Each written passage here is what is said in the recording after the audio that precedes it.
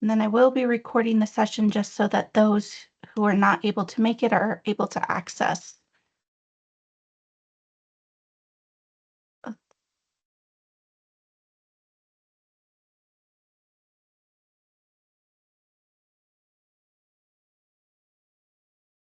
So we have managing to-dos, scheduling.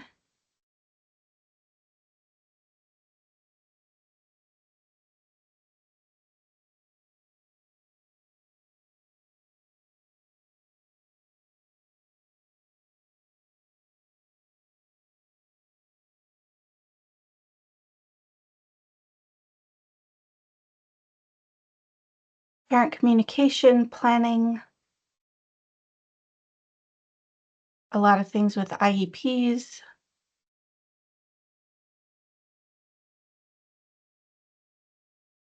Okay, so that gives us a good start. As you have others, you're welcome to keep putting them into the chat. So as we get started, um, just kind of basing or framing what we're looking at today. And so for teacher workload, teachers are working and administrators well beyond the standard contracted workload, which contributes to stress, fatigue, and burnout. A substantial portion of that workload involves admin, paperwork, communication, and other non-instructional tasks. I know I'm preaching to the choir when I share that information with you. You are all in education in one form or another. But because so much of our time is consumed by non-instructional duties, many classroom teachers feel the lack of that time. And it takes away from meaningful instruction, student relationships, and that reflecting on your instruction. So the goal then today is looking at how can we reframe and use AI to help reduce that workload. And so AI tools can help reduce or automate some of those extra workload pieces, especially the paperwork, communication, and documentation, and free up, hopefully, some of your time once you've created processes for that. Hopefully, the goal would be then after you've learned these tools or you've played with these tools, being able to reduce stress and reduce just the amount of extra time that you are spending on them. So that's kind of framing where we're at. And then as a reminder with some best practices, I've been asked by our IT department to make sure that I keep bringing up these reminders. We want to make sure that we are purposeful, ethical, and safe in our use of generative AI. So while AI can save us time, we want to make sure we're using it responsibly. So the purposeful part is remembering that AI is not replacing teachers, and it's not substituting, it cannot substitute for your critical thinking or professional judgment. So what you create, you still need to double check and make sure it's up to your standards, it meets the pieces that you wanted to share with parents or the community if you're communicating out about something. The ethical piece is making sure that it aligns with your school's code of conduct and that you are modeling for students and families honesty, transparency, and academic integrity in the use of AI. And then that you're using AI safely. And mostly that means protecting privacy and preventing harm. So mostly for us on the educator side is making sure that we are either using district approved programs that we have agreements for that are FERPA and COPA compliant so that the data we enter is safe, or we're making sure to remove the student's personal information before entering anything into a generative AI platform. But the big point here is that AI can support us, but it cannot replace human work. So there still needs to be a human element within all of this background work that we are looking at AI completing for us. The next piece, and I think several of you have probably heard me talk about this part before, but it's really important when we're looking at moving in to using generative AI, especially if we want it to be effective, and that's prompting correctly. And so when we're prompting an AI to do something for us, and it doesn't matter if we're using Gemini or ChatGPT, Claude or Microsoft Copilot, those are all the four big language generative AI models. We want to start by making sure we establish the perspective. So we're telling the AI what the lens is that the information should be written and the role we want that AI to take. We need to make sure we're being specific around articulating the task, and that includes providing details, telling it to use natural language and using our own natural language, and indicating the tone that we want AI to take. And then the final piece with that is making sure that we identify the topic, and that's looking at content and context for what we want the generative AI to create. And so if we keep those things in mind, perspective, task, and topics, then that will help us get better outcomes or outputs from the generative AI when we're asking it to do things for us. So in the first part, I did see a lot about communication from people who typed things in, whether it was parent communication logs, parent emails, in general, parent communication. So family communication can include a lot of these. If you have some other specific ones that you're not seeing on this list, go ahead and drop them in chat so I can hopefully address some of them. Mostly I'll be looking at addressing kind of drafting emails, but you can use generative AI for a lot of these pieces. It doesn't mean that you're taking yourself out and you're cheating on it. It's just helping you be efficient and use your time wisely. And again, you're that human element checking at the end. So you can draft emails for absences or tardy notifications, behavior updates, academic concerns, celebrations and positive notes, field trip reminders, classroom supply needs, upcoming events, and then responding to those emails that parents might send you. You're able to use generative AI to translate messages into multiple languages. You can create pre-scripts. This is especially useful for newer teachers to prep for difficult conversations that you think might come up with a parent or a family, especially if they're coming in for a conference. You can summarize student progress for parent conferences and generate frequently asked question sheets to share with parents and families. So those are some of the ways that you can use AI in the communication aspect of families. Some tips and tricks in doing this. Ask the AI to match your natural voice. I will get emails and I can almost immediately tell that they're written by AI because they start off with, "I hope you're doing well."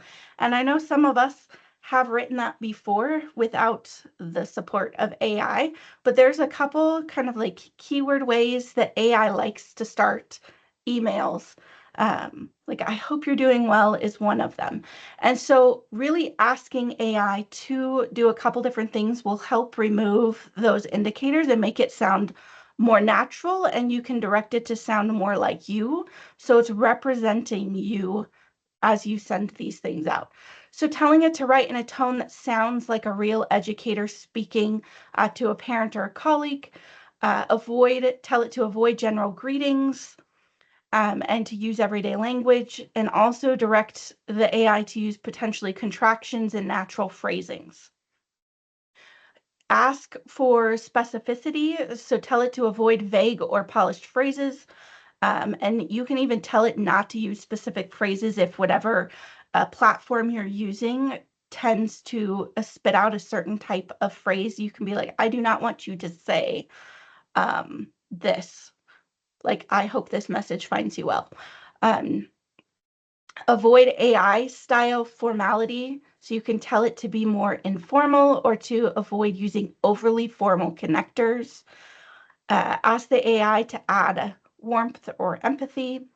You can tell it to avoid emotional cliches, and you can tell it to request human sentence flow. So having it right with varied sentence length and a natural rhythm. And that it reads better and people pay more attention, because I know I get turned off when I think that something is being shared to me that is an AI message. So those are some of the pieces that you can do. I gave you a sample here that you would put or that you could put in to ask it to give you something. This would just be the main directions, and then you would include what you wanted that email to specifically be about. And so it says, write an email in a natural conversational educator voice. Avoid overly formal or robotic language. Use contractions. Keep the sentences varied and authentic sounding. Do not use generic phrases. Use simple human vocabulary and avoid using em dashes, and refer to specific details rather than generalities, and keep the tone warm but not scripted. I'm a prior English teacher and I liked grammar, and I use em dashes in my writing. And so I've tended more frequently now to try and avoid those, which hurts my English soul just a little bit, because AI tends to overuse the longer dash in its writing. And so that tends to be an easy way to go, oh, that's AI. If you're an English teacher, I encourage you to keep using them, because we should steal it back from AI. So a couple examples to show you of this. In the first email to a parent, I'm emailing a parent in this example about a student who's been, a high school student who's been tardy for 3 days over the past 2 weeks for a second period class. So it's not a getting to school on time, it's the students doing something in between. And so in this first one, you'll see that I said, you're a high school teacher, write an email that's empathetic and solutions focused, sharing that a student has 3 tardies to their second period class this week to their parents. And then I also included, mornings aren't an issue. Please don't start with, I hope you're doing well, because the first time I put in the top prompt, those are 2 things that it did. So you can see what this prompt is. I'm reaching out to let you know that student's name's been tardy. Since they're already on campus, I want to work together to see what's causing this. And so it takes kind of more of a solution focused piece, but it is a little bit more generic. In the second example on the right, and I hope on your screens you're able to see those, I started by copying and pasting in the prompt on the other page with the write in a natural conversational tone. And then at the end, I said, write an email to John and Joan. So I made up those names so it would include names. Parents of Sam, who's been tardy to second period math for 3 days. Be empathetic and solution focused. And you can see that they're similar, but there's still a bit of a difference between the 2 models.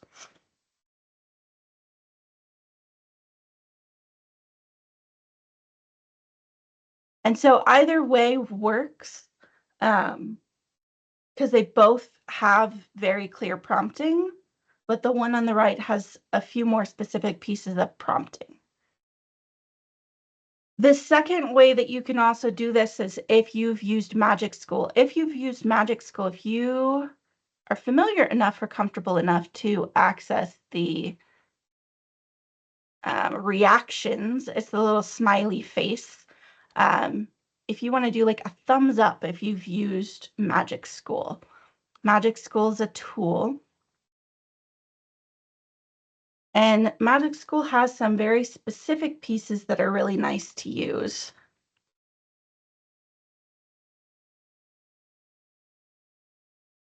I'm not seeing a lot of Magic School users. Magic School can be a little overwhelming, and I tend not to use it very often. But one of the things that Magic School does is if you don't like prompting, or you're not super comfortable with prompting, or you just want to be able to plug in a couple pieces of information and get it to spit something out to you, Magic Tool has pre-prompted a bunch of different tools, including a variety of communication tools, feedback and assessment tools, and others. So they have email family tool, an email responder tool, a professional email tool. So they've got 3 different ones that you can utilize to kind of get pieces back, and it does the hard work of creating all of that prompting for you. So you just have to plug in a couple pieces of information. So you can see here on this side that all I plugged in was my name, and then the student's been late to class 3 times this week. And so then you can see the email that it generated for me. So it's a lot less because it already knows that it's an educator responding to this, and it has that educational background pieces programmed into it. It did focus on it being a morning issue though, but I also didn't say it was in not the first period of the day. So that's a benefit of Magic School if you just want an easy to use tool that you can plug in a couple pieces of quick information. If you want something more specific, you can create your own gem. If you are using Google Gemini, you can create a gem. And if you're using Chat GPT, you can use GPT. So these are your own personal agents that you can program to do those same things that Magic School does, and you get to give it the directions. You can even give it examples of previous emails that you've done or previous documents, because you could do this for more than parent communication emails. But then you are plugging in, like, what's the name of your GPT? So in this case, I did it on GPT because I've been playing around with the free teacher version that GPT has just put out for teachers. And so I'm able to create these GPTs, which are, again, my own like personal little uh, chat bots. And so in this one, I have the same thing. So I'm like, this GPT acts as an educator who specializes in writing clear, empathetic, and solutions-focused emails. It helps teachers craft messages that communicate both challenges and successes.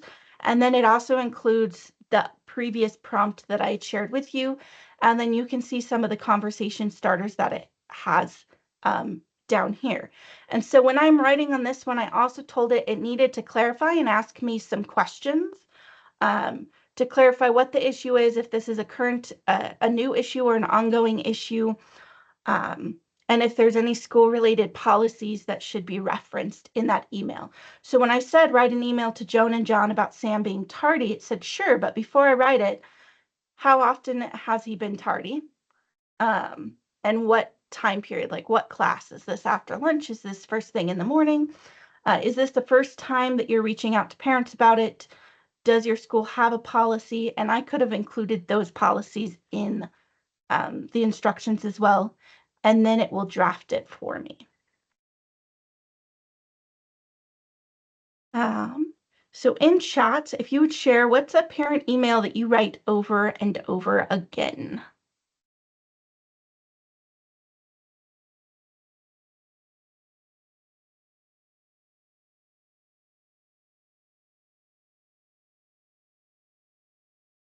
Or type of parent email?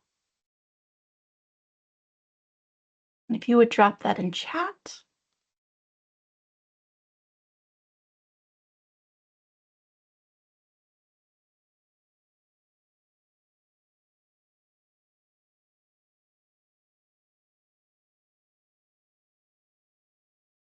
Absenteeism.